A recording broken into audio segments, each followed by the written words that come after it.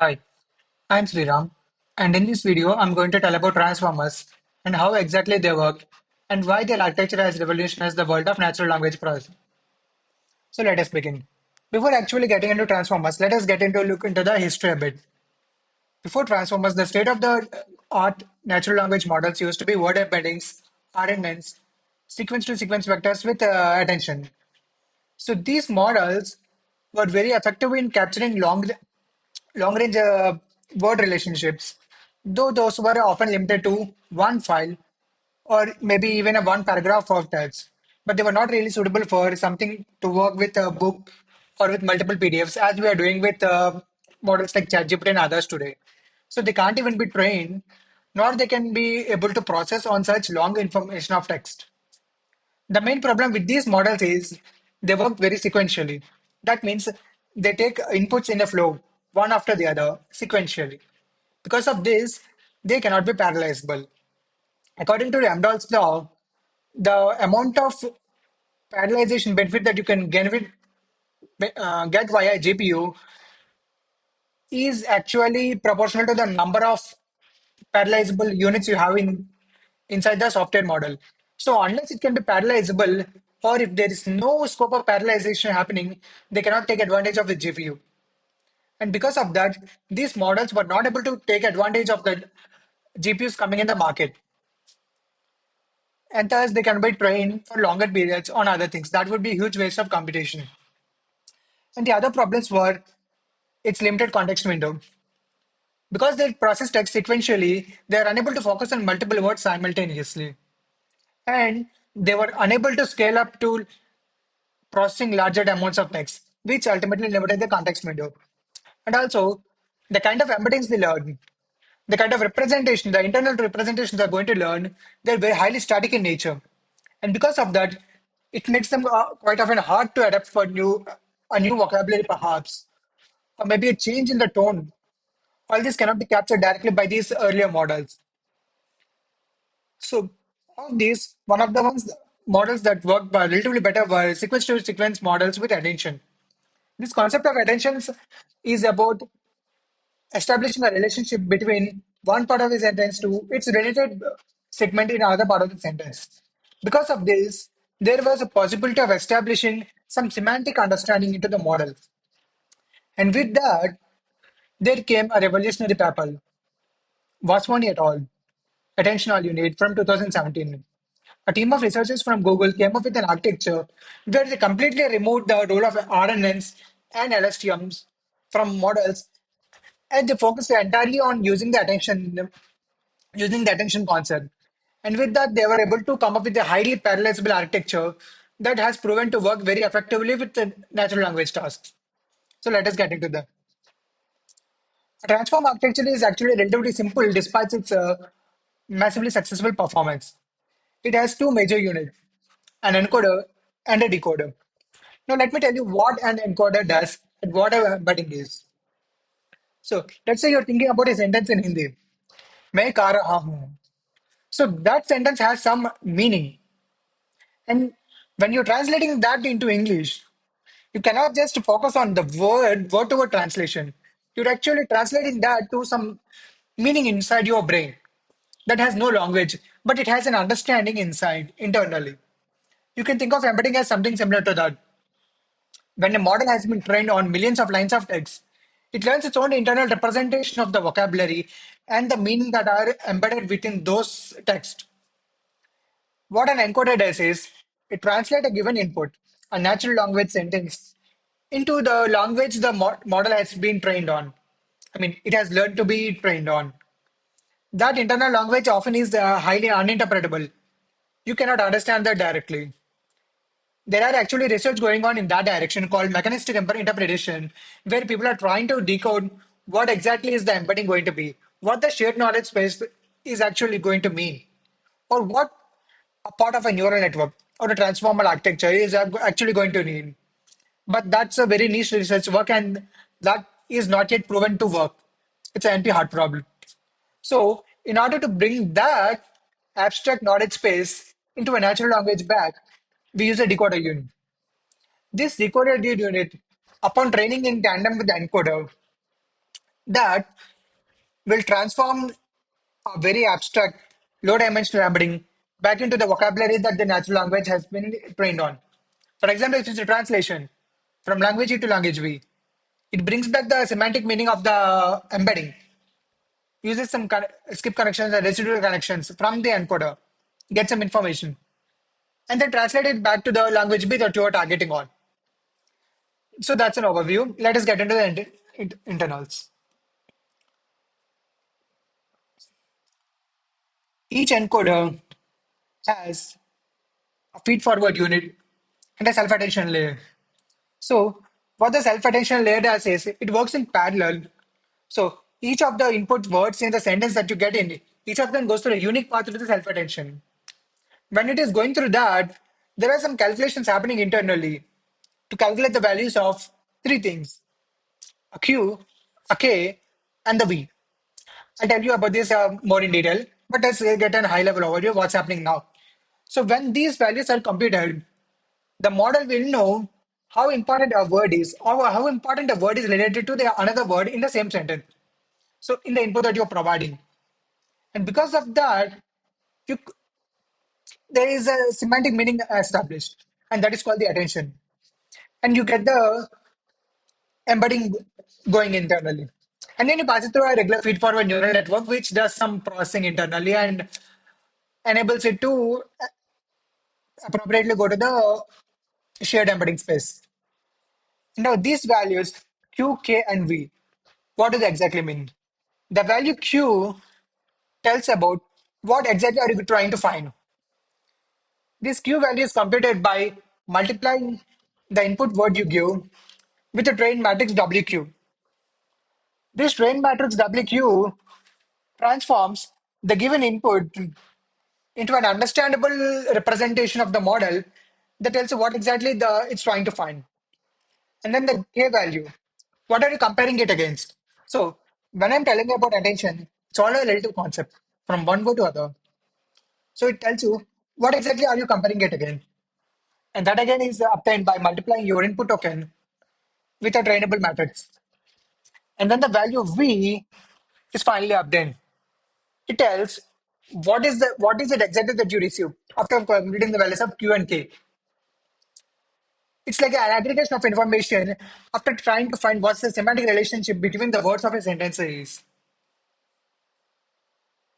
And that is achieved through a multi-head attention scheme.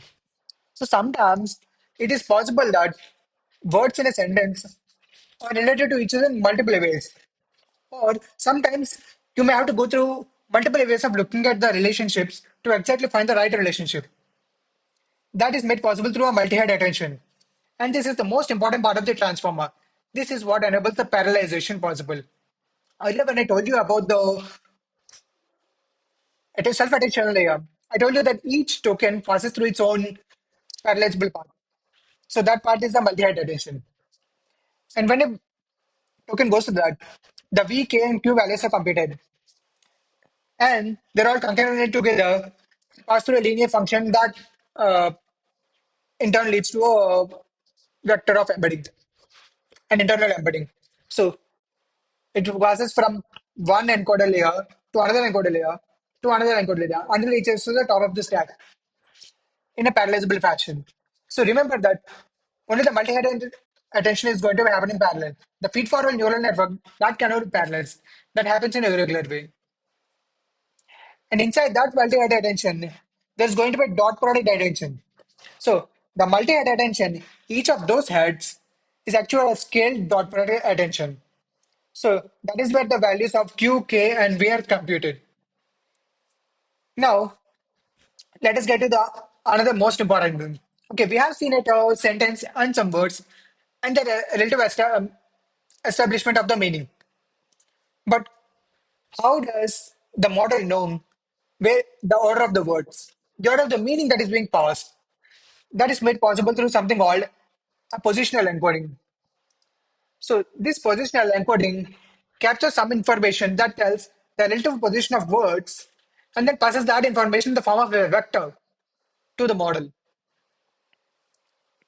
So this positional information, this encoding is done usually in the form of a sinusoidal curve or a cosine of curve. The reason why this is selected is so fascinating to hear. So when you select something like a sigmoid or exponential curve or a submax curve, if the sequence gets too long, the variation of the values is just too high. Some values may get getting too high, like 10,000 or 10,000. That leads to some unstable behavior of the model that is not reliable. And when the sequence gets too long, the variation keeps increasing one upon the other. So they have chosen a sinusoidal curve where it captures all the information in the values between -1 and 1 range. And no matter how long the sequence is going to be, the ranges are always limited to this range. The values are always limited to the range of -1 and 1. And because of that, you are able to effectively capture positional information and then pass it along with the QK and V values passed through as embedding. So, in effect, you are calculating three things. One is the input token embedding. I have talked about this earlier. This happens in the self-attention layer. And then you have the positional encoding that is calculated in relatively things. And now I have to talk about a little bit about positional encoding, about the precision of positional encoding. So, a positional encoding can be thought of as happening in multiple levels of refinement. So let's say there are one, two, three, four, five, and six cells here.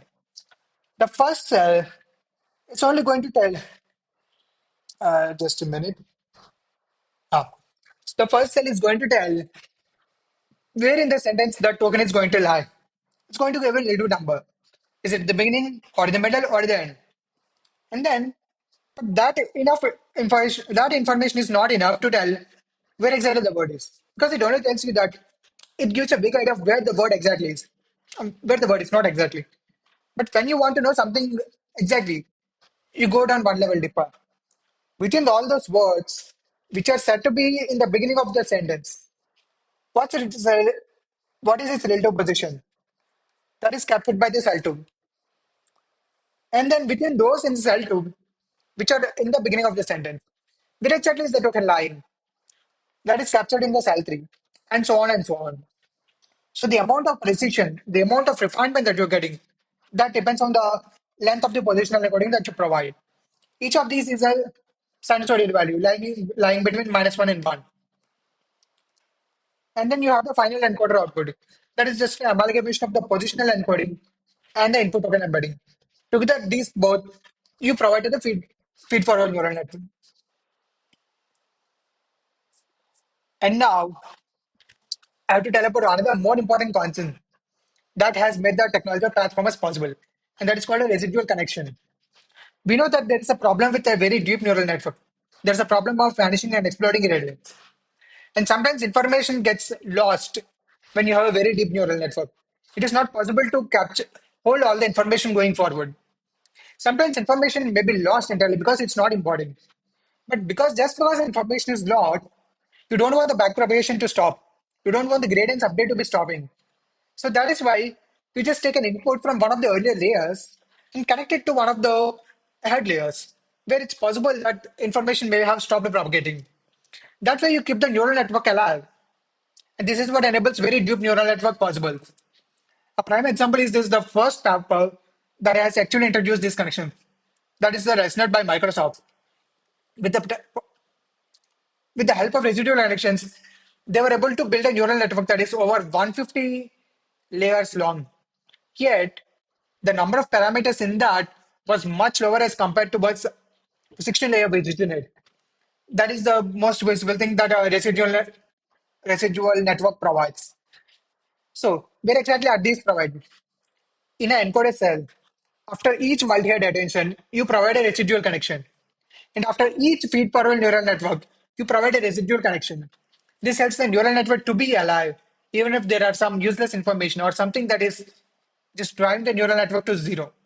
This keeps help the neural network alive. And then there is a decoder.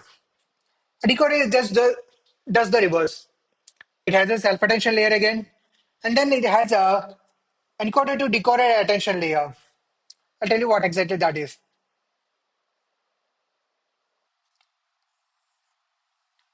Inside a decoder cell, you have a self-attention layer, and then you have a encoder-decoder attention, and then as usual, you have a feed-forward neural network. So the output from the final or the topmost encoder that comes to the bottommost decoder, and when it gets to there, it starts decoding that information, getting that low dimensional embedding back to natural language. That's the purpose. And listen, it's not any the same language. Sometimes when you're performing a translation task, it may be translating to a new language. So a decoder does that part. Or when you're summarizing, the summary of the embedding, it's being collecting information and aggregation, mixing and joining two different sentences that were actually different in the original unsummarized text. All this work is being done by decoder. So it's very important. It goes to the self-attention layer, as usual. And then there's a encoder decoder attention layer. This just tells some information that may be lost when you perform the encoding. That's just passed over here to tell the relative semantic meaning or how different parts of the sentence, actually the word embedding should be used for, how different embeddings are related to each other. Some of that information may be lost during the encoding because you're shrinking down information, you are condensing that information. That is brought back using a encoder decoder attention layer and passed forward. And then a feed-forward neural network that processes this information. And this goes through a number of decoder cells. And then what to do? You have one embedding that was in the natural language. You condensed it, used a decoder, and you got back another encoding. So now this final encoding that has to be taken back to a natural language. So how do you do that? You have two things that help for that. One is the linear layer that is at the end of the decoder stack output. So let's say you have trained your model on a vocabulary of say 30,000 words. Then this vocabulary is going to consist of 30,000 words. What this linear layer does is it's a feed forward layer. It just takes the embedding that you get and maps it to one of the vocabulary. It gives a relative score.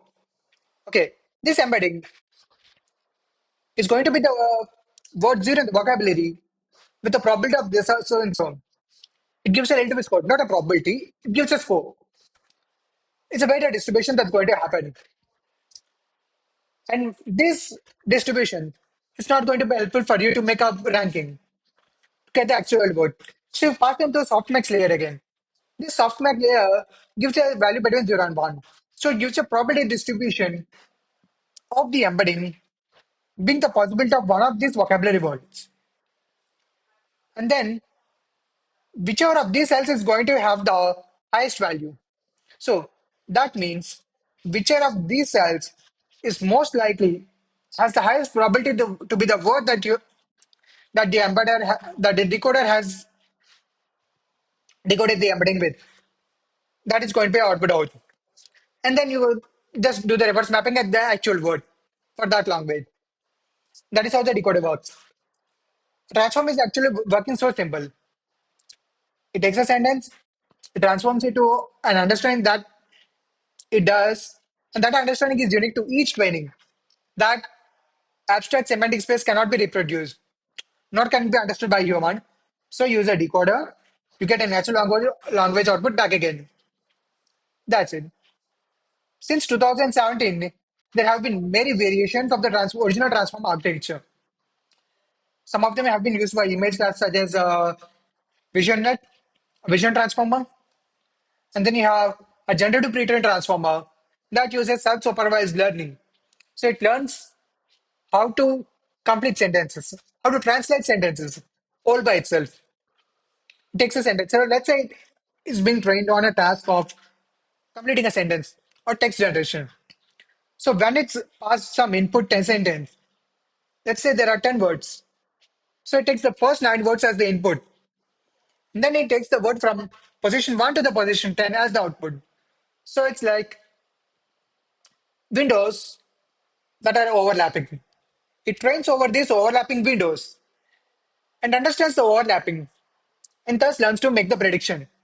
The input and the output, all the target, the input, and put, all are present in the text itself. And that is why it's called as self-supervised learning. And that is how the ChatGPT came up with. We have the GPT 4.5 and GPT 4 mini, all this working, all this use the same thing at the core. And then you have a BERT transform. This is a variation where there is only an encoder. There's no decoding happening here. Only the encoding is back to the vocabulary. And in the GPT, it's only the decoder that's being mapped to the vocabulary. There's no encoding happening here. There's no abstract knowledge space over there. The scope of the explanation is exactly out of the scope of this video, but I hope this gives an understanding. Thank you.